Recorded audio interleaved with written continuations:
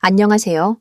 오늘은 저의 인생을 송두리째 흔들어 놓은 이야기를 들려드리려 합니다. 저는 올해 32, 이름은 한지은이라고 합니다. 서울에서 살고 있고 결혼한 지는 이제 4년 조금 넘었죠. 남편은 박민호, 대형 건설사에서 일하는 엔지니어입니다. 월급이 많다고는 못하지만 둘이 살기에는 큰 무리 없었어요. 저는 동네 작은 회계사무소에서 일했고요. 넉넉하진 않아도 적어도 믿음과 평범한 행복은 있다고 생각했습니다. 민호는 원래 무뚝뚝한 사람이었어요. 원칙주의자 같고 언제나 정돈된 모습에 주변에서도 믿음직스럽다는 말을 많이 들었죠. 저도 그런 점 때문에 안심했고 자랑스럽기도 했습니다. 그런데 모든 게 무너지는 데는 단 하룻밤이면 충분하더군요. 그날은 평일 저녁 갑자기 비가 쏟아지기 전이라 사무실에서 일찍 퇴근하게 됐습니다. 집에 도착하자마자 남편에게서 메시지가 왔죠.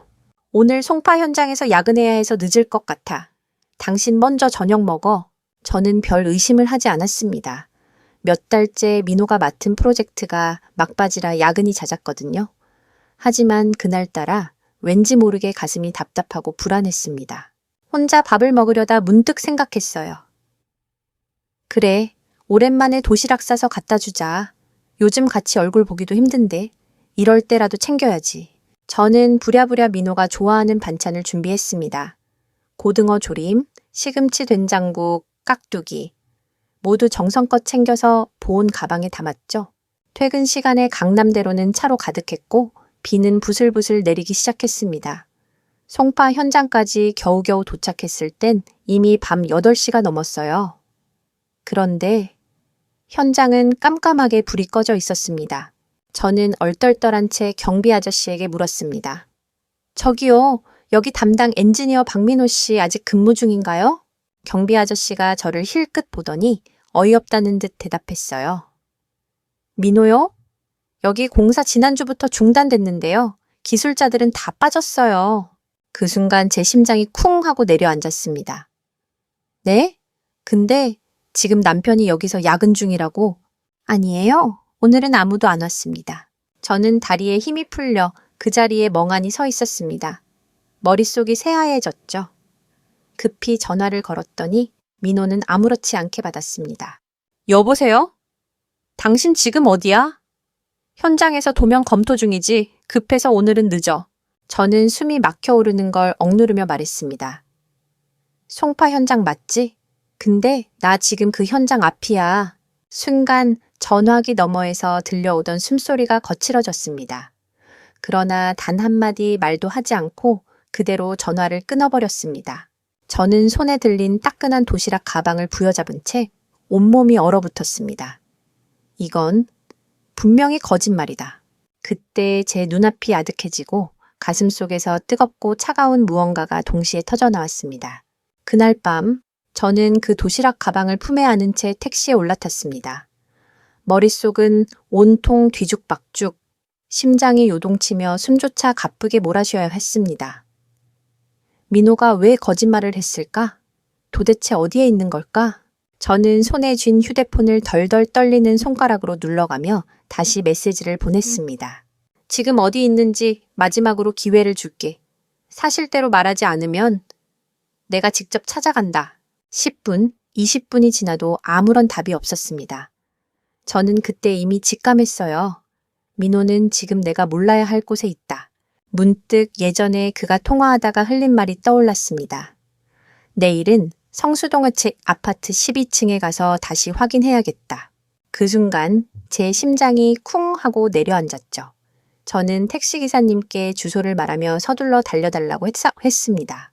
밤 9시가 다 된 시각, 화려한 불빛이 번쩍이는 성수동 고급 아파트 단지 앞에 도착했습니다. 저는 마치 온몸이 납덩이처럼 무겁게 짓눌리면서도 멈출 수 없었습니다. 경비실에서 애써 자연스럽게 미소를 지으며 말했죠. 12층에 친구 집이 있어서요. 그냥 올라가도 될까요? 다행히 아무런 의심 없이 통과시켜 주었습니다. 엘리베이터 문이 열리고 12층 복도에 들어섰을 때 제 다리는 힘없이 후들거렸습니다. 노란 불빛이 희미하게 번져 나오는 긴 복도, 그리고 제 발걸음이 멈춘 곳은 참익 7호였습니다. 문이 완전히 닫혀 있지 않았습니다. 살짝 열린 문틈 사이로 TV 소리와 함께 낯선 여자의 웃음소리가 흘러나왔습니다. 저는 손바닥에 땀이 흥건히 배어드는 걸 느끼며 문을 밀었습니다. 그리고 제 눈앞에 펼쳐진 광경, 소파 위 남편 민호가 낯선 여자의 무릎을 베고 누워 있었습니다. 그녀는 얇은 실크 잠옷 차림에 손가락으로 그의 머리칼을 쓰다듬으며 천연덕스럽게 웃고 있었죠. 그 순간 저는 숨이 멎는 듯한 충격에 휩싸였습니다. 제 목소리가 떨리며 터져 나왔습니다. 이게 당신이 말한 야근이야? 민호는 마치 도둑이 들킨 사람처럼 벌떡 일어나더니 얼굴이 창백해졌습니다. 지은아, 그게 아니야. 하지만 제 귀에는 아무 말도 들리지 않았습니다. 저는 손에 들고 있던 도시락 가방을 탁자 위에 쾅 내려놓아 두으며 말했습니다. 당신 위해서 싸운 밥이야. 하지만 이제 필요 없겠네. 저 여자가 있잖아. 그 순간 방 안의 공기가 얼어붙었습니다. 낯선 여자는 오히려 눈빛이 뻔뻔하고 도전적으로 번쩍였죠. 저는 더 이상 한마디도 하지 못한 채 무너지는 심장을 부여잡고 돌아섰습니다. 아파트 현관문을 나서는 순간 제 속에서 끓어오르던 분노와 절망이 폭발하듯 치밀어 올랐습니다. 그날 밤 서울의 빗줄기는 끝없이 내렸고 저는 그 빗속을 헤매며 오열했습니다.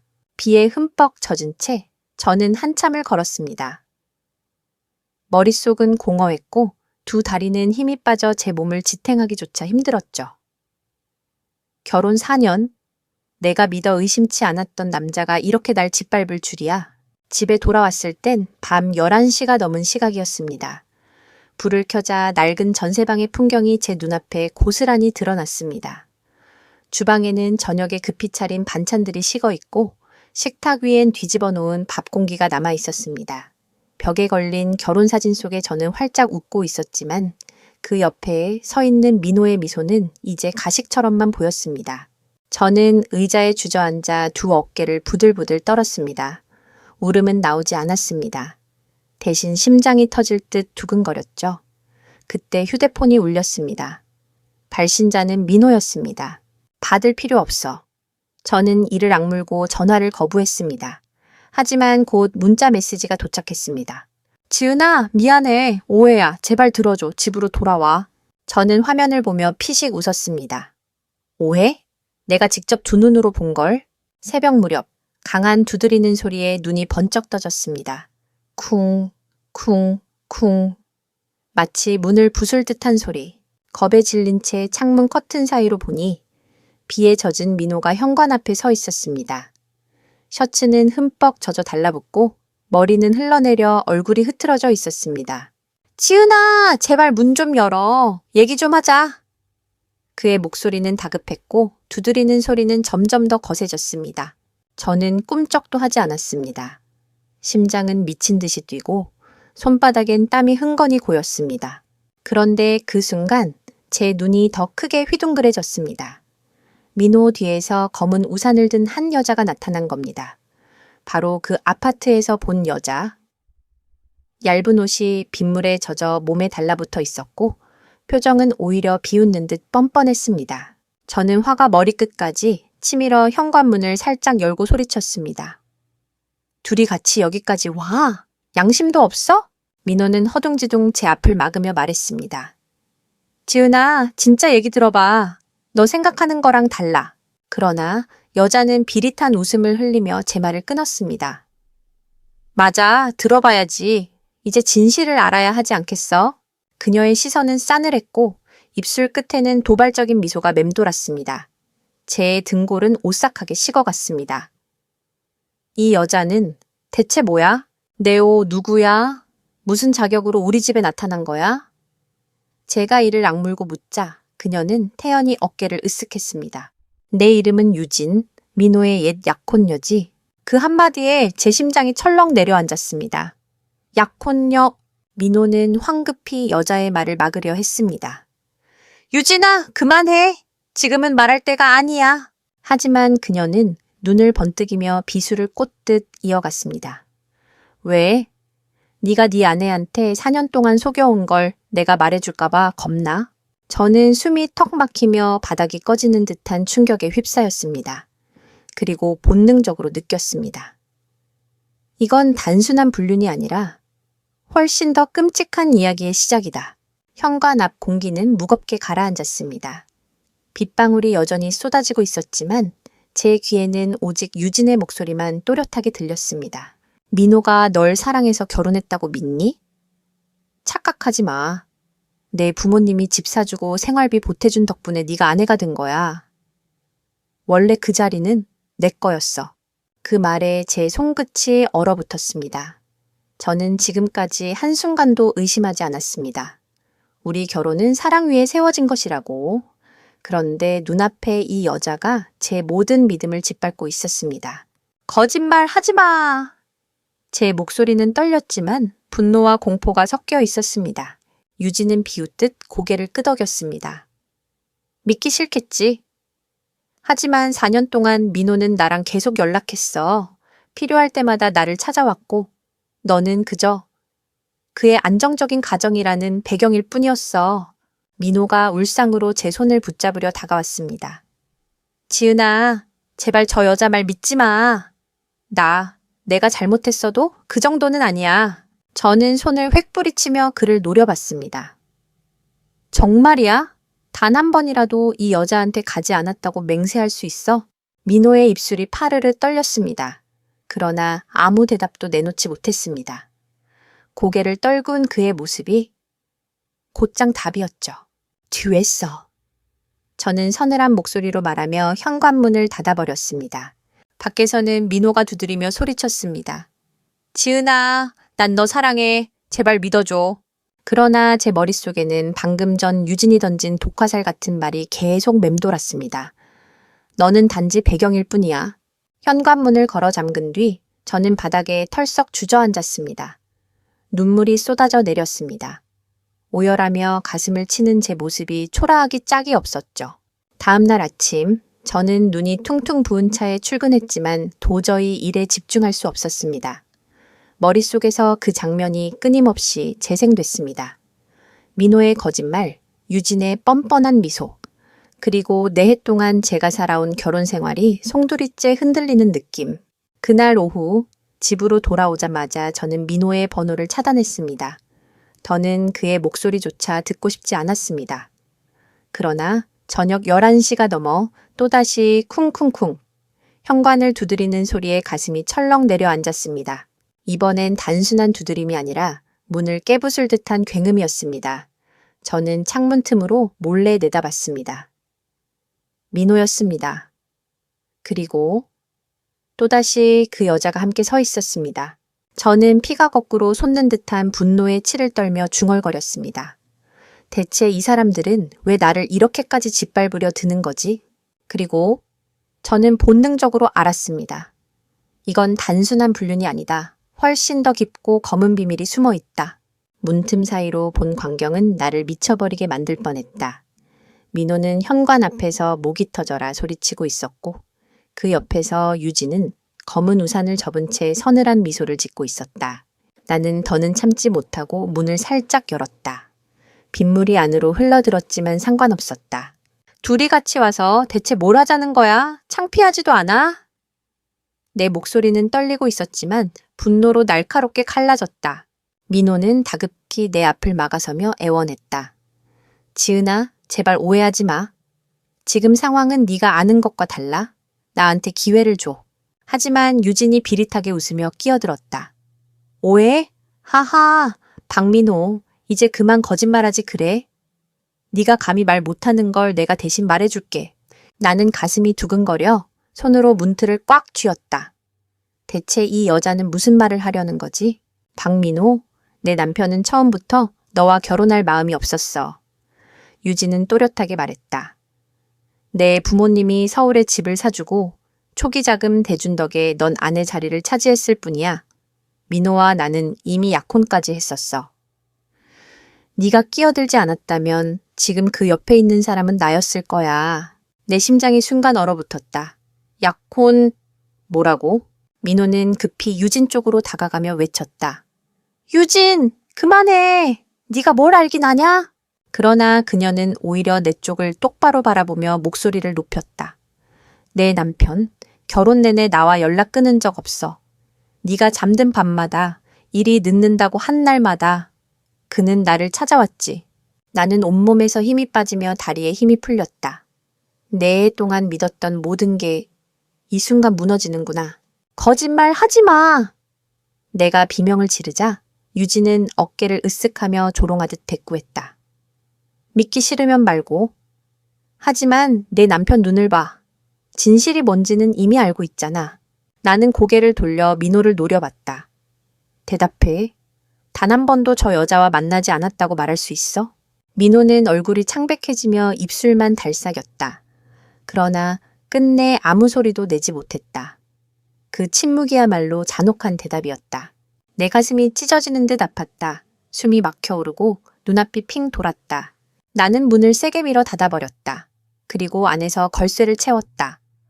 문 너머로 민호의 목소리가 울려 퍼졌다. 지은아, 제발 내 얘기 좀 들어봐. 네가 생각하는 그런 게 아니야. 하지만 나는 더는 듣고 싶지 않았다. 내 두 귀에는 오직 유진의 마지막 말만 메아리처럼 맴돌았다. 너는 그저 배경일 뿐이야. 나는 현관에 털썩 주저앉아 두 손으로 얼굴을 감쌌다. 눈물이 줄줄 흘러내렸고 입술은 떨려 말을 잇지 못했다. 내 삶은 단숨에 산산조각 나버린 거였다. 나는 현관 바닥에 주저앉아 떨리는 어깨를 부여잡았다. 눈물이 흐르는데도 목이 타들어가는 듯 말라붙었고 숨이 막혀서 가슴이 들썩였다. 이게 내 결혼의 진실이라니. 4해 동안 나는 도대체 누구와 살았던 거지? 밖에서는 여전히 민호가 문을 두드리며 애원하고 있었다. 지은아, 제발. 내가 잘못했어. 하지만 널 사랑하는 건 진심이야. 그 순간 내 안에서 뭔가가 뚝 하고 끊어졌다. 사랑? 나는 소리쳤다. 사랑한다면서 다른 여자 무릎에 누워 웃고 있던 그게 사랑이야? 문 너머로 들려오는 그의 흐느낌 같은 소리는 이제 더 이상 내 마음을 움직이지 못했다. 그날 밤 나는 침대에 쓰러져도 잠이 오지 않았다. 핸드폰 불빛이 번쩍이며 계속 알림이 울렸지만 나는 그 모든 걸 차단해버렸다. 결혼사진 속 활짝 웃는 내 얼굴이 어쩐지 비웃는 것처럼 보였다. 네가 그렇게 믿었던 남자는 원래 내 옆에 있을 사람이 아니었어. 한참 뒤 새벽 2시쯤이었을까. 겨우 눈을 붙였는데 갑자기 쿵쿵쿵. 또다시 문을 두드리는 소리에 벌떡 일어났다. 이번엔 민호 혼자가 아니었다. 창문 사이로 슬쩍 보니 낯익은 검은 우산이 보였다. 또다시 유진이었다. 나는 분노로 치를 떨며 문을 살짝 열었다. 이 시간에까지 찾아와서 대체 뭘 하고 싶은 거야? 둘이 나를 끝까지 망가뜨리고 싶은 거야? 민호가 허둥지둥 나를 보며 말했다. 지은아, 제발. 오해야. 네가 다 알 권리가 있어. 오늘은 내가 다 얘기할게. 하지만 유진이 피식 웃으며 그를 밀쳐냈다.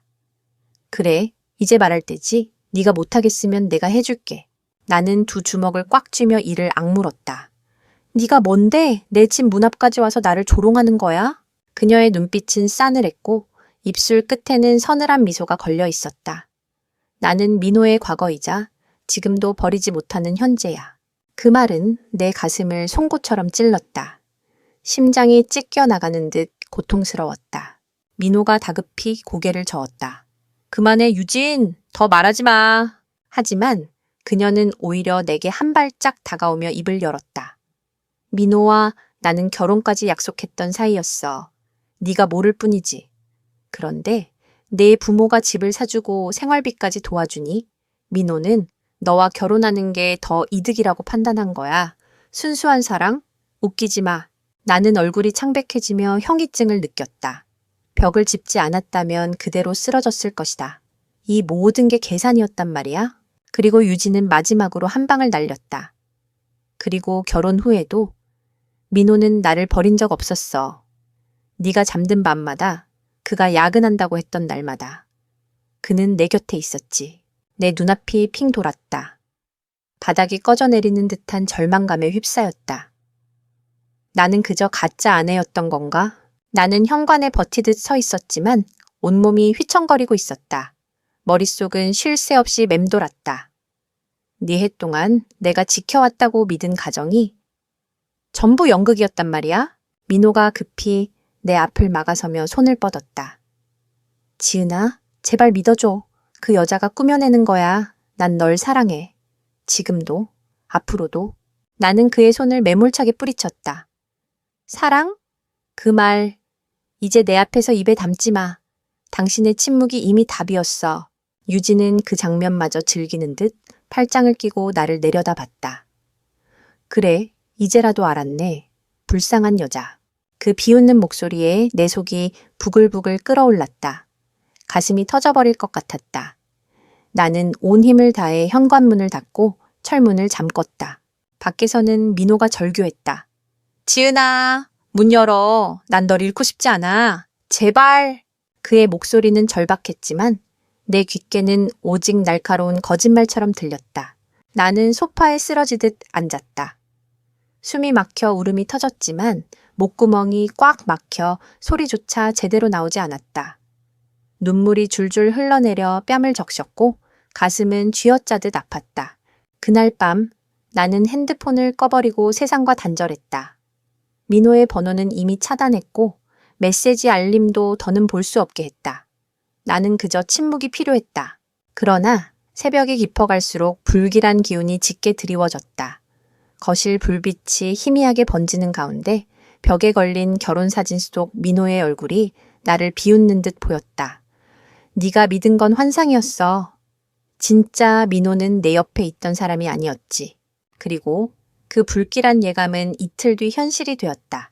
퇴근 후 집에 들어온 나는 평소와 다름없이 문자를 확인했다. 그런데 낯선 번호로부터 메시지가 와 있었다. 남편이 지금 뭘 하고 있는지 알고 싶어? 순간 손끝이 얼어붙었다. 호기심과 공포가 동시에 몰려왔다. 메시지와 함께 전송된 사진 한 장. 나는 화면을 보는 순간 숨이 멎는 것 같았다. 사진 속에는 민호가 젊은 여자와 노래방에서 술을 마시는 장면이 담겨 있었다. 민호는 여자의 어깨에 팔을 두른 채 웃고 있었고 앞 테이블에는 술병과 두툼한 봉투까지 놓여 있었다. 내 손이 덜덜 떨리며 입술이 파르르 떨렸다. 도대체 이건 뭐지? 사진을 보낸 사람은 또 누구야? 나는 곧장 답장을 보냈다. 누구세요? 왜 이런 사진을 보내는 거예요? 그러자 몇 초 뒤 다시 메시지가 왔다. 난 아무것도 바라지 않아. 다만 네가 더 많은 진실을 알아야 한다고 생각했을 뿐. 나는 핸드폰을 부여잡은 채 심장이 터져나갈 듯 두근거렸다. 이제 시작일 뿐이야. 더 끔찍한 진실이 기다리고 있어. 나는 핸드폰을 움켜쥔 채 손끝이 얼어붙는 기분이었다. 누구세요? 왜 이런 짓을 하는 거예요? 다시 메시지를 보냈지만 답은 없었다. 대신 내 눈앞에 아른거리는 건 단 하나, 그 사진 속 장면이었다. 민호가 다른 여자 어깨에 팔을 두른 채 환하게 웃고 있던 얼굴. 그 옆엔 반쯤 비워진 술병, 그리고 두툼한 봉투. 그건 단순한 바람의 현장이 아니라 뭔가 더럽고 위험한 냄새가 나는 장면이었다. 그날 밤 나는 뜬 눈으로 세웠다. 머릿속에서 사진이 끊임없이 재생됐다. 민호는 단순히 바람 피운 게 아니야. 뭔가 더 있다. 그 봉투, 그 여자는 누구지? 다음 날 아침 외할머니가 내 얼굴을 보자마자 놀라셨다. 얘야, 무슨 일 있니? 얼굴이 왜 이렇게 초췌해졌어? 나는 끝내 참지 못하고 그동안 있었던 일들을 쏟아냈다. 남편의 거짓말, 아파트에서 본 불륜 장면, 유진의 도발적인 말, 그리고 어젯밤 받은 사진까지. 외할머니는 한참 동안 말이 없었다. 주름진 손으로 내 등을 토닥이시며 한숨을 내쉬셨다. 아이고, 내 새끼. 그래도 이제라도 알았으니 다행이지. 칼로 물 베듯 살다 보면 언젠가는 드러나게 돼 있는 거야. 나는 눈물을 흘리며 중얼거렸다. 근데 할머니, 내 해 동안 나는 도대체 뭐였던 거예요? 바보였던 건가요? 외할머니는 고개를 저으며 조용히 말씀하셨다. 그건 바보가 아니라 믿었던 거지. 잘못은 믿음을 배신한 그 사람이야. 며칠 뒤 그 낯선 번호에서 또다시 메시지가 왔다. 민호뿐만 아니라 유진에 대해서도 알고 싶지 않아? 오늘 오후 3시 을지로에 있는 추억다방으로 혼자 와. 나는 핸드폰을 쥔 채 한동안 움직이지 못했다. 머릿속이 복잡했다. 이게 함정이면 어떡하지? 하지만 더 알고 싶은 것도 사실이야. 결국 나는 결심했다. 더는 눈 가리고 살 수는 없어. 진실을 봐야 해. 오후 3시 을지로의 작은 골목 안 오래된 다방 앞에 서 있는 나 자신을 발견했다. 문을 열자 은은한 커피 향과 함께 노란 조명이 따뜻하게 번졌다. 구석자리에서 한 여자가 손을 흔들었다. 검은 머리를 단정히 묶은 날카로운 눈매의 30대 중반쯤 되어 보이는 여자였다. 나는 조심스럽게 다가가 앉았다. 혹시 메시지 보내신 분이세요? 그녀는 고개를 끄덕이며 조용히 봉투 하나를 내밀었다. 여기에 네가 알아야 할 것들이 있어. 내 손이 덜덜 떨리며 봉투를 열자 안에는 수많은 계좌, 이체 내역, 계약서 복사본, 사진, 그리고 녹음 파일까지 들어있었다. 여자는 차가운 목소리로 말했다. 내 남편, 민호, 그리고 그 여자 유진. 너는 아직 그들의 진짜 얼굴을 몰라. 내 심장은 미친 듯이 요동쳤다. 도대체 이 봉투 안에는 어떤 진실이 숨어 있는 거지? 봉투 안에 서류들을 꺼내는 순간 내 손은 떨려 멈추지 않았다. 사진 몇 장, 인쇄된 계좌 내역, 그리고 메모지에 적힌 이름들. 그 중에는 유진의 이름이 반복적으로 등장했고 송금액은 억 단위였다. 이게 뭐예요? 내 목소리는 갈라져 나왔다. 여자는 냉소적으로 웃으며 말했다. 내 남편은 바람둥이가 아니라 그 이상이야. 그는 유진과 손잡고 부동산 투자 사기를 벌이고 있어. 돈 세탁, 위장 계약. 내 이름도 이미 거기에 얽혀 있지. 뭐라고요? 내 심장이 철렁하며 식은땀이 흘러내렸다. 그녀는 카페 소음을 뚫고 낮지만 단호한 목소리로 이어갔다. 난 한때 유진의 친구였어. 하지만 그녀는 나를 배신했지. 내 연인을 가로채고 돈까지 빼앗았어. 그때 알았어. 그녀는 절대 사랑으로 민호를 만난 게 아니야. 단순히 돈줄로 본 거지. 그녀는 봉투에서 작은 USB 하나를 꺼내 내 앞에 놓았다. 이 안에는 내 남편과 유진이 나눈 통화 녹음이 있어. 직접 들어봐. 나는 숨을 삼키며 노트북에 USB를 꽂았다. 재생 버튼을 누르자 익숙한 민호의 목소리가 들려왔다. 걱정 마. 지은이는 아무것도 몰라. 서류는 전부 내 명의로 처리했어. 필요하면 또 그녀 이름을 이용하면 돼. 그 여자는 그냥 집 지키는 사람일 뿐이야. 순간 내 얼굴에서 핏기가 사라졌다. 심장이 찢겨나가는 듯 숨이 멎을 것 같았다. 여자는 내 표정을 똑바로 보며 말했다. 봐? 내 남편은 널 사랑하는 게 아니야. 넌 그저 방패였을 뿐이야. 합법적인 아내라는 가면을 씌워놓고 그 뒤에서 더러운 돈을 굴리고 있었던 거지. 나는 눈앞이 핑 돌며 노트북을 덮었다. 눈물이 왈칵 쏟아졌다. 거짓말이겠지. 그렇지? 그럴 리 없어. 하지만 그녀는 단호했다. 이건 시작일 뿐이야. 더 깊이 파면 민호가 어떤 인간인지, 네가 얼마나 위험한 상황에 놓여 있는지 알게 될 거야. 집으로 돌아오는 길, USB와 봉투가 들어있는 가방을 꼭 끌어안았다. 눈물이 멈추지 않았고 가슴은 계속 쿵쾅거리며 불안에 짓눌렸다. 민호, 넌 도대체 어떤 사람인 거야? 나는 사랑하는 아내가 아니라 그저 돈 세탁의 방패막이었단 말이야. 그날 밤 나는 처음으로 진지하게 결심했다. 이 결혼을 끝내야 한다.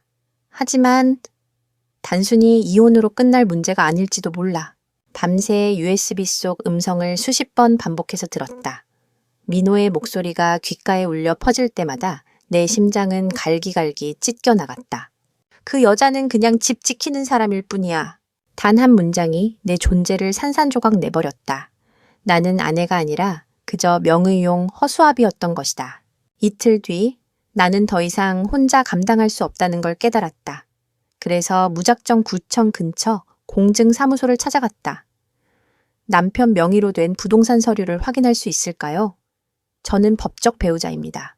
직원은 의아한 표정으로 신분증과 혼인관계 증명서를 확인하더니 잠시 기다리라고 했다. 15분쯤 후 중년의 남자가 나를 조용한 방으로 안내했다. 박민호 씨 배우자분 맞으시죠? 말씀드리기 곤란한 부분이 있는데 그는 서류를 내 앞에 내밀었다. 내 눈에 들어온 건 민호 이름으로 된 외곽 땅 매입 계약서였다. 그런데 자금출처 안에는 유진의 이름이 선명하게 적혀 있었다. 이 땅? 이미 가계약이 들어가 있는 상태고 곧 정식 매매로 넘어갑니다. 그런데 문제라니요? 그는 심각한 표정으로 말했다. 민호 씨가 이걸 혼인 전 취득한 개인 자산이라고 신고했다는 겁니다. 나는 충격에 휩싸였다. 그럴 리가 없어요. 우리는 결혼 1년 차 때였는데 어떻게 개인 자산이에요? 직원은 난처하게 고개를 끄덕였다. 서류상으로는 그렇게 처리돼 있습니다. 만약 소송이나 세무조사라도 들어오면 부인께서도 연루될 수 있어요. 순간 머릿속이 새하얘졌다. 이건 단순한 배신이 아니야. 나를 법적으로도 위험에 빠뜨리고 있잖아. 집으로 돌아오는 길, 두 다리가 휘청거려 겨우 버텼다. 문 앞에 다다르자 낯익은 그림자가 보였다. 검은 셔츠 차림의 남자. 나는 순간 숨이 멎었다. 하지만 고개를 든 그 얼굴은 민호가 아니라 그의 오랜 친구 윤태준이었다. 지은아, 드디어 너한테 말해야 할 때가 된 것 같아. 태준의 얼굴엔 진지함이 가득했다. 그는 작은 서류 뭉치와 USB 하나를 내밀었다. 민호가 어떤 짓을 하고 있는지 이제 알아야 해. 네가 위험해지기 전에.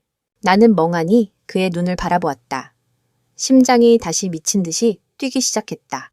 이제 더 큰 진실이 드러나려 하고 있다. 나는 문 앞에서 굳어버린 채 태준을 바라봤다. 민호의 친구였던 그가 이렇게 심각한 표정으로 서 있는 건 처음이었다. 태준 씨, 무슨 말이에요? 민호가 뭘 했다는 거예요? 내 목소리는 떨려 나왔다. 그는 조용히 안으로 들어와 문을 닫더니 작은 USB를 책상 위에 올려놓았다. 며칠 전 민호 차를 빌린 적이 있었어. 그때 블랙박스 녹화가 켜진 채로였고 거기에 충격적인 내용이 들어있었지. 나는 식은땀이 등줄기를 타고 흘러내리는 걸 느꼈다. 어떤 내용이죠? 태주는 깊은 숨을 내쉬고 노트북에 USB를 꽂았다. 영상 속에서는 민호의 목소리가 선명하게 흘러나왔다. 걱정 마. 땅은 지은이 이름으로 처리하면 돼. 서류상으론 깨끗하잖아. 만약 문제 생기면 아내가 뒤집어 쓰는 거지. 나는 그 순간 마치 심장이 칼로 도려내지는 듯한 고통을 느꼈다. 숨이 막혀 목구멍에서 끼익 소리가 새어나왔다. 믿을 수가 없어. 내가 그저 방패였단 말이야? 태주는 고개를 끄덕이며 차갑게 말했다. 유진은 민호의 애인이자 공범일 뿐이야. 하지만 더 큰 문제는 그들이 이미 조직적인 세력과 손을 잡았다는 거다. 단순한 불륜, 단순한 사기가 아니야. 네가 가만히 있으면 조만간 내 이름도 경찰 기록에 오를 거야. 나는 바닥에 털썩 주저앉았다. 눈물이 왈칵 터졌고 손으로 얼굴을 가린 채 오열했다. 왜 나를 이렇게까지 망가뜨리는 거야? 내가 무슨 죄를 지었는데? 태주는 내 옆에 앉아 조심스럽게 어깨를 감싸며 말했다. 지은아, 내 잘못이 아니야. 넌 그저 순진하게 믿었던 거고 잘못은 민호에게 있어. 하지만 지금 중요한 건 널 지키는 거야. 나는 그의 말에 고개를 들어 떨리는 눈으로 물었다. 그럼 난 이제 뭘 해야 하죠? 태주는 단호하게 말했다. 증거를 모아. 그리고 민호를 직접 고발해. 그렇지 않으면 넌 그와 함께 무너질 거야. 그 순간 현관문이 갑자기 쿵쿵쿵 울렸다. 낯선 남자의 목소리가 들려왔다. 박지은 씨 맞습니까? 서울시 경제범죄수사대입니다. 협조 좀 부탁드리겠습니다. 나는 눈이 휘둥그레졌다. 태준도 자리에서 벌떡 일어나 긴장한 눈빛으로 나를 보았다. 심장이 폭풍처럼 요동쳤다. 드디어 모든 게 터져버린 건가? 현관문 너머에서 들려오는 굵직한 목소리에 나는 온몸이 얼어붙었다. 서울시 경제범죄수사대입니다.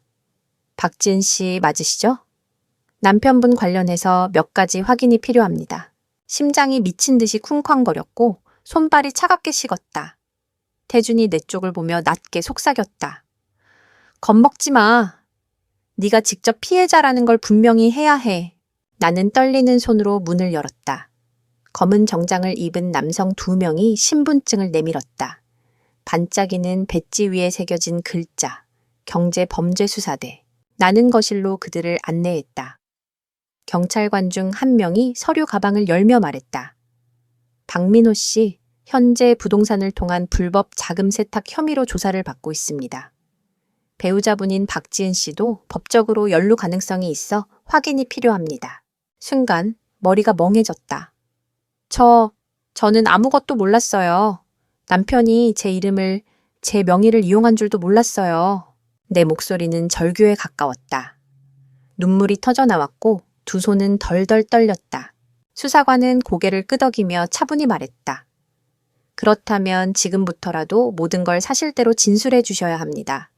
그렇지 않으면 공범으로 분류될 수 있습니다. 태준이 곁에서 작은 USB와 서류 뭉치를 꺼내 책상 위에 올려놓았다. 이건 지은이가 직접 받은 증거들입니다. 남편이 아내 명의를 이용한 정황이 고스란히 담겨 있어요. 수사관의 눈빛이 순간 번쩍였다. 좋습니다. 이 자료들을 저희가 확보해 가겠습니다. 그리고 박지은 씨, 가까운 시일 내에 정식으로 출석 요청을 드리겠습니다. 그 말을 듣는 순간 내 심장은 철렁 내려앉았다. 이제 내가 증인으로 서야 한다는 거구나. 경찰들이 떠난 뒤 나는 소파에 주저앉아 숨을 몰아쉬었다. 머릿속은 여전히 혼란스러웠지만 어쩌면 처음으로 희미한 빛이 보이는 듯했다. 적어도 이제 진실이 세상 밖으로 드러나고 있으니까. 그때 태준이 내 어깨에 손을 얹으며 조용히 말했다. 지은아, 이제 선택은 내 몫이야. 끝까지 싸워서 네 삶을 되찾을 건지 아니면 무너져 내릴 건지. 나는 눈물을 닦으며 고개를 들었다. 그래, 더는 당하지 않을 거야. 민호, 그리고 유진. 반드시 내 손으로 진실을 밝혀낼 거야. 하지만 그 순간도 몰랐다. 내가 이제 막 발을 들여놓은 길이 사랑과 배신, 범죄와 음모가 얽힌 끝없는 수렁이라는 걸. 며칠 뒤 나는 서울시청 옆에 위치한 경제범죄수사대 사무실로 불려갔다. 조사실 문을 열자마자 공기 자체가 묵직하게 가라앉아 있었다. 맞은편에 앉은 젊은 수사관이 차분하게 말했다. 박지은 씨, 긴장하지 마시고 아는 대로만 말씀해 주시면 됩니다. 눈앞에 펼쳐진 자료에는 내가 본 적 없는 땅 문서와 계좌 내역이 쌓여 있었다. 모두 민호 이름으로 되어 있었지만 자금 출처에는 낯선 사람들과 유진의 이름이 선명히 적혀 있었다. 이 땅 매입에 대해 아시나요? 아니요, 전혀 몰랐습니다. 혹시 서류에 직접 서명하신 적은? 없어요. 절대 없습니다. 내 목소리는 절박했고 눈물은 금세 눈가를 적셨다. 수사관은 내 표정을 똑바로 보며 고개를 끄덕였다. 좋습니다. 그렇다면 남편이 배우자 명의를 무단 사용했을 가능성이 높습니다. 다만 그걸 입증하려면 부인의 협조가 반드시 필요합니다. 나는 이를 악물고 고개를 끄덕였다. 네, 저는 모든 걸 말하겠습니다. 더 이상 속고 살 수는 없어요. 조사는 3시간 넘게 이어졌다. 나는 민호와 유진이 함께 있는 걸 목격했던 날 USB 속 녹취, 다방에서 만난 여자가 건넨 증거까지 숨김없이 다 털어놨다. 수사관은 녹취 파일을 들으며 표정을 굳혔다. 그리고 낮게 중얼거렸다. 확실하네요. 박민호 씨는 아내를 단순한 방패막이로 이용해온 겁니다. 하지만 여기서 끝이 아닙니다. 더 큰 인물이 뒤에 있습니다. 내 등골이 오싹하게 식었다. 더 큰 인물이라니요? 며칠 뒤 나는 집 근처 작은 카페에서 태준을 만났다. 그는 잠 못 잔 듯 피곤한 얼굴로 내게 말했다. 지은아, 민호 사건은 단순한 불법 투자 사기가 아니야.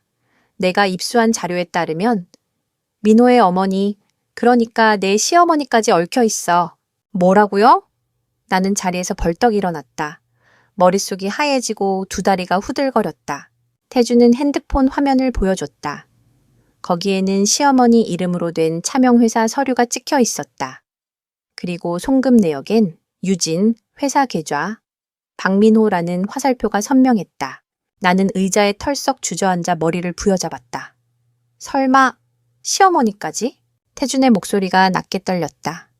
이건 가족 전체가 얽힌 일일 수도 있어. 민호 혼자만의 일이 아니야. 네가 지금 얼마나 위험한 위치에 있는지 알아? 나는 숨이 막혀 눈물이 왈칵 쏟아졌다. 심장은 터질 듯 쿵쾅거렸고 머릿속은 절망으로 가득 찼다. 내 결혼이 단순한 배신이 아니라 거대한 함정이었다니. 그 순간 핸드폰이 진동했다. 발신자, 민호, 그리고 화면에 뜬 메시지. 지은아, 제발 나 좀 만나줘. 마지막으로 진실을 말할게. 나는 핸드폰을 부여잡은 채 갈라진 숨을 몰아쉬었다. 이제 진짜 끝을 봐야 할 때가 온 걸까? 휴대폰 화면에 떠있는 민호의 메시지를 보는 순간 심장이 요동쳤다. 마지막으로 진실을 말하겠다. 그의 말은 언제나 거짓이었는데 이번엔 달라질 수 있을까? 나는 한참을 망설이다가 결국 답장을 보냈다. 만나. 단 공개된 곳에서 네가 말하는 진실이 뭔지 직접 듣고 싶어. 민호는 바로 답했다. 내일 저녁 휴학시 여의도 한강공원 분수 앞. 혼자 와. 다음 날 저녁 나는 한강공원에 도착했다. 노을이 막 지고 있었고 강바람은 차가웠다. 멀리서 민호의 모습이 보였다. 수척해진 얼굴, 수염이 자라 흐트러진 모습. 예전에 깔끔한 남편은 어디에도 없었다. 나는 최대한 차갑게 물었다. 그래? 이제 말해봐. 진실이라는 게 뭔데? 민호는 고개를 숙인 채 떨리는 목소리로 말했다.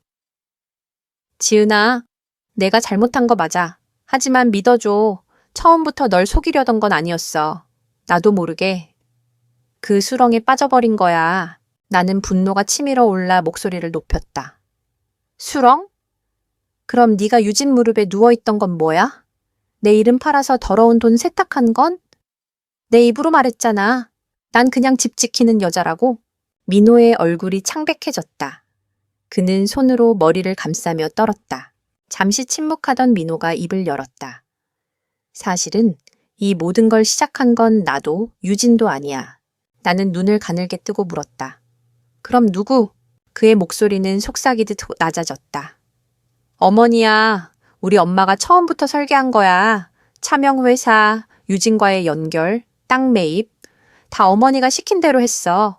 난 거기서 빠져나올 수가 없었어. 나는 벼락이라도 맞은 듯 충격에 휩싸였다. 시어머니? 그 차가운 눈빛이 떠올랐다. 설마, 정말? 민호는 내 눈을 똑바로 바라보며 덧붙였다. 지은아, 제발 엄마에겐 조심해. 넌 내가 아니라 엄마에게 죽을 수도 있어. 그 순간 뒤에서 찰칵하는 소리가 들렸다. 고개를 돌리자 낯선 남자가 우리를 휴대폰으로 찍고 있었다. 야, 뭐 하는 거야?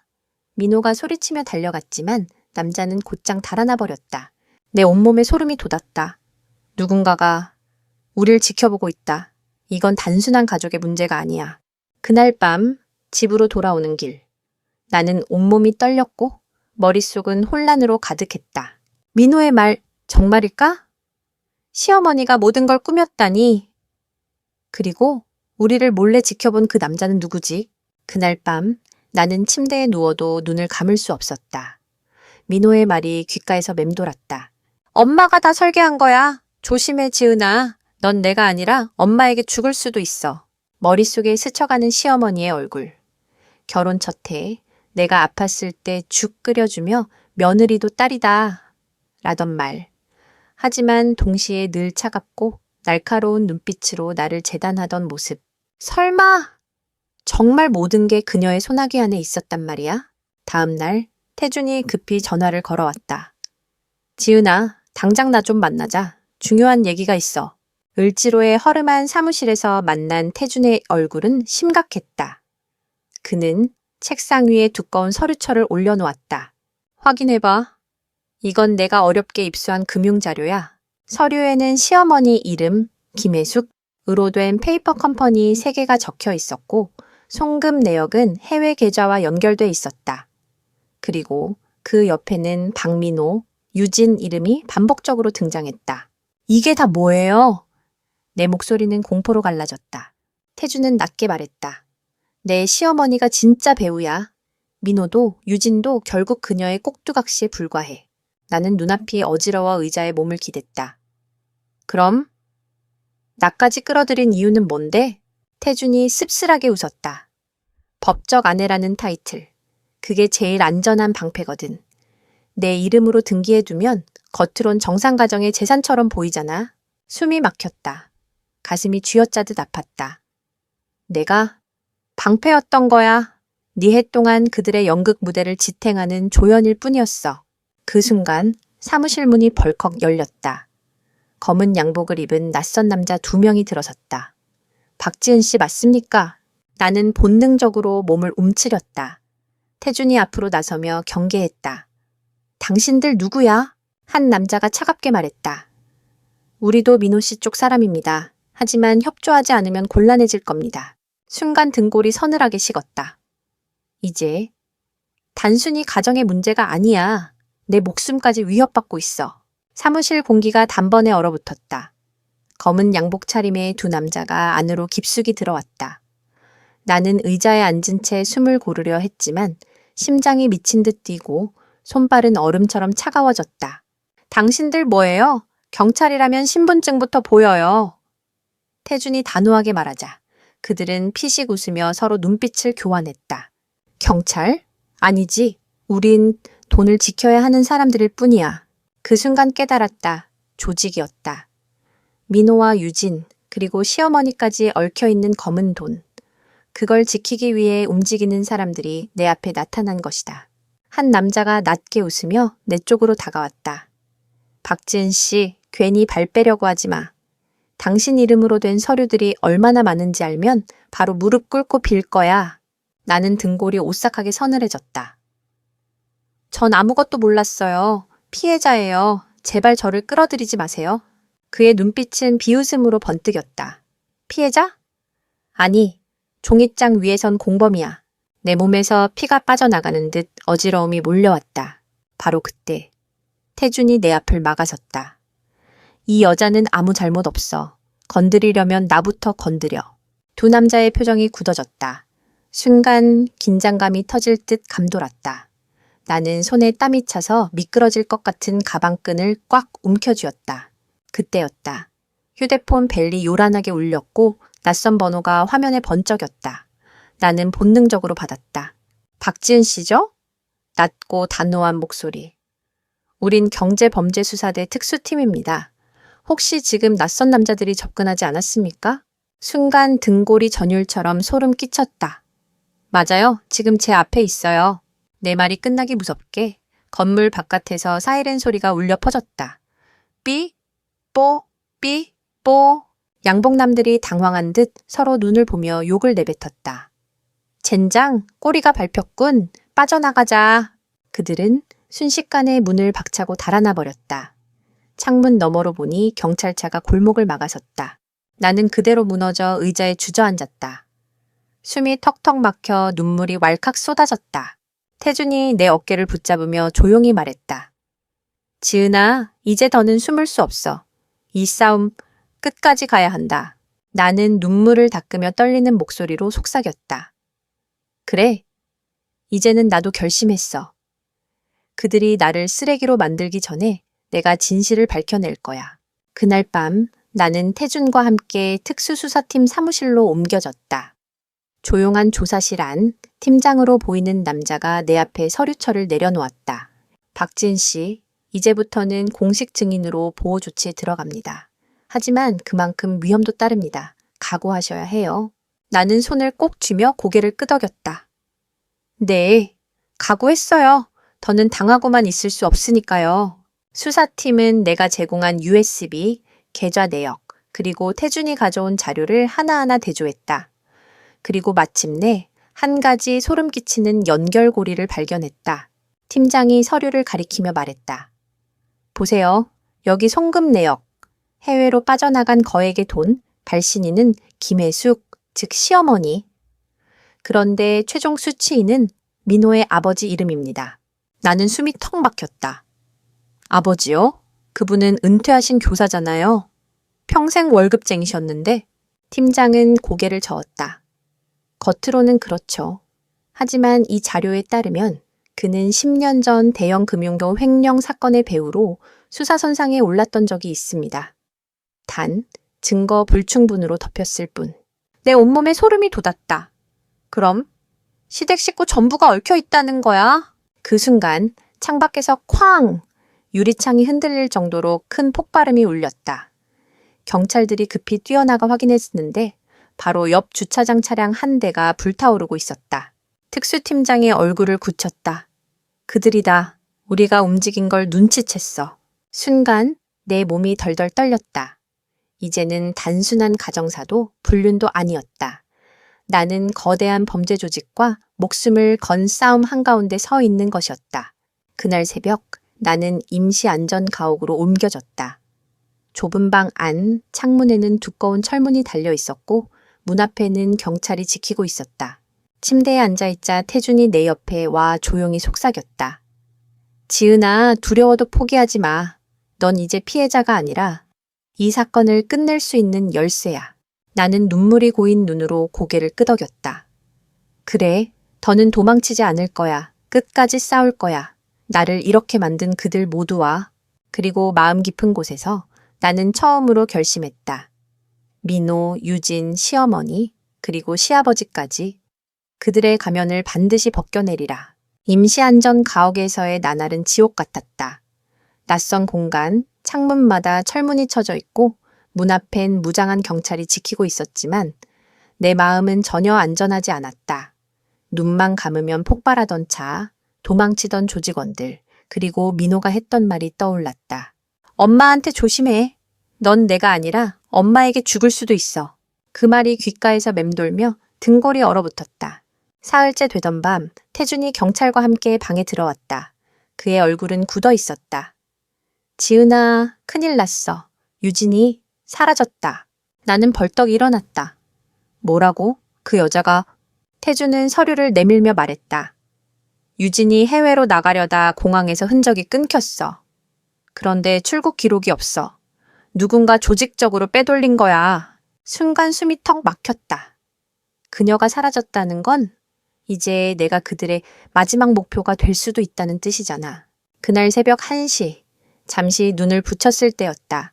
어디선가 끼익 금속 긁히는 소리가 들려왔다. 나는 온몸이 굳어 숨조차 크게 쉬지 못했다. 거실 쪽에서 인기척이 느껴졌고 곧이어 발소리가 다가왔다. 심장이 목구멍까지 치솟았다. 바로 그때 문 앞에서 경찰의 고함이 터졌다. 멈춰! 움직이지 마! 곧이어 쾅! 총성이 울렸다. 나는 비명을 지르며 이불을 움켜쥐었다. 잠시 뒤 경찰이 방으로 뛰어들어왔다. 괜찮으세요? 침입자 둘을 제압했습니다. 흉기와 마취제를 소지하고 있었습니다. 나는 그 말을 듣고 다리에 힘이 풀려 바닥에 주저앉았다. 정말 날 없애려고 했던 거구나. 태준이 내 손을 잡으며 다급히 말했다. 지은아, 더 미룰 수 없어. 이제는 네가 직접 증언해야 해. 그 증언 없이는 이 사건 절대 끝나지 않아. 나는 눈물을 닦으며 고개를 끄덕였다. 알았어. 내가 직접 끝을 보겠어. 이틀 뒤 나는 법원 안특별 신문실에 앉아 있었다. 두꺼운 방탄 유리 너머에 수갑이 채워진 시어머니 김혜숙이 앉아 있었다. 그녀의 눈빛은 여전히 날카롭고 서늘했다. 그래 며느리, 드디어 나를 무너뜨리겠다고 나선 거냐? 그녀의 목소리는 비웃음으로 가득했다. 나는 떨리는 손을 꽉 쥐며 담담히 대답했다. 아뇨, 어머니. 저는 이제야 제 삶을 되찾으려는 거예요. 그 순간 내 심장은 두려움 속에서도 처음으로 굳건한 결심으로 뛰고 있었다. 법정의 공기는 무겁게 가라앉아 있었다. 방탄 유리 너머의 시어머니 김혜숙은 마치 전혀 두려움이 없는 사람처럼 팔짱을 낀 채 앉아 있었다. 그 눈빛은 나를 똑바로 꿰뚫으며 비웃었다. 네가 뭘 할 수 있다고 생각하니? 네가 가진 건 다 내가 쥐어준 거야. 집, 남편, 삶. 네 인생은 처음부터 내 무대였어. 나는 손에 힘을 주며 마이크를 움켜쥐었다. 아뇨, 전 이제 인형이 아니에요. 네 해 동안 속아왔지만 이제는 끝입니다. 저는 증거를 갖고 있습니다. 그리고 진실을 말할 겁니다. 검찰 측이 증거로 USB와 계좌 내역, 녹취 파일을 제시했다. 법정 안에는 음성이 울려 퍼졌다. 민호의 목소리. 걱정 마, 지은이는 아무것도 몰라. 서류는 전부 내 명의로 처리했어. 유진의 웃음소리. 하하, 그 여자는 방패일 뿐이야. 필요하면 더 써먹으면 되지. 그 순간 방청석에서는 웅성거림이 터져나왔다. 내 손은 덜덜 떨렸지만 동시에 가슴 깊숙한 곳에서 불길 같은 결심이 솟구쳤다. 그래, 이게 내 역할이야. 더는 도망치지 않는다. 그때 갑자기 변호인을 통해 제출된 새로운 증거가 공개됐다. 바로 민호의 친부, 시아버지 박철수의 이름이 적힌 해외 송금 내역이었다. 검사는 단호하게 말했다. 이 사건은 단순히 민호와 유진의 불법 행위가 아니라 박 씨 일가 전체가 관여한 조직적 자금 세탁 사건입니다. 나는 숨을 삼키며 눈을 크게 떴다. 시아버지까지? 결국 모두 한패였던 거야. 그 순간 방탄 유리 너머에서 시어머니가 천천히 웃었다. 그 웃음은 오히려 등골을 서늘하게 했다. 그래, 이제 알았구나. 하지만 기억해. 진실을 아는 순간 넌 더 이상 평범하게 살 수 없어. 나는 온몸이 떨렸지만 끝까지 눈을 피하지 않았다. 평범하게 못 살지라도 적어도 거짓말 속에서 살지는 않겠습니다. 그 순간 내 심장은 두려움과 함께 이상한 해방감을 느꼈다. 이제 정말 마지막이 다가오고 있다. 법정의 마지막 공판날. 나는 증인석에 앉아 수많은 시선 속에서도 단 한 번도 고개를 숙이지 않았다. 검사가 내게 물었다.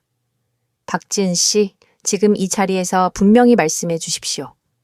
남편 박민호 씨와 시댁 가족들이 불법 자금 세탁에 당신의 명의를 사용했다는 사실을 인정하십니까? 나는 잠시 숨을 고르고 또렷하게 대답했다. 네, 저는 그들의 꼭두각시였고 이용당했습니다. 하지만 오늘 이 자리에서 피해자가 아니라 증언자로서 서 있습니다. 법정 안스크린의 마지막 증거 영상이 재생됐다. 민호와 유진, 그리고 시어머니가 함께 모여 대화를 나누는 장면. 걱정 마. 지은이는 절대 눈치 못 채. 하하, 그 여자는 그냥 방패야. 영상이 끝나자 법정은 술렁였고 판사의 망치 소리가 울려 퍼졌다. 피고인 박민호, 김혜숙, 그리고 공범 유진 모두에게 중형을 선고합니다. 나는 눈을 질끈 감았다. 4해 동안의 악몽 같은 결혼 생활이 마침내 끝나고 있었다. 법정을 나서자 태준이 조심스레 내 옆에 섰다.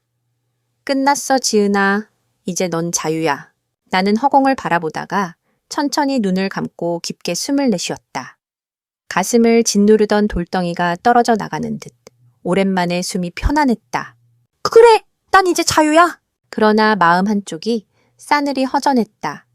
사랑이라고 믿었던 내 해는 결국 아무것도 아닌 거짓이었다. 그럼에도 나는 결심했다. 다시는 누구의 그림자 속에서 살지 않겠다. 이제 내 삶은 오롯이 나 자신의 것이다. 저녁 노을빛이 한강 위로 번져갔다. 나는 천천히 걸음을 옮겼다. 과거는 무너졌지만 앞으로의 길은 내가 다시 써 내려가야 했다. 인생에서 가장 큰 상처는 믿었던 사람에게서 오는 배신일지도 모릅니다. 하지만 그 고통 속에서도 우리는 자신을 지키고 더 단단해질 수 있다는 사실을 잊지 말아야 합니다. 사랑이든 가족이든 진실 없는 관계는 결국 무너질 수밖에 없습니다. 그러니 언제나 스스로를 존중하고 올바른 선택을 할 수 있는 용기를 가지세요. 혹시 이 이야기가 마음에 와닿았다면 댓글로 생각을 나누거나 주변에 공유해 주시길 바랍니다. 그리고 다음 영상도 놓치지 않도록 구독 잊지 마세요. 감사합니다. 다음에 또 만나요.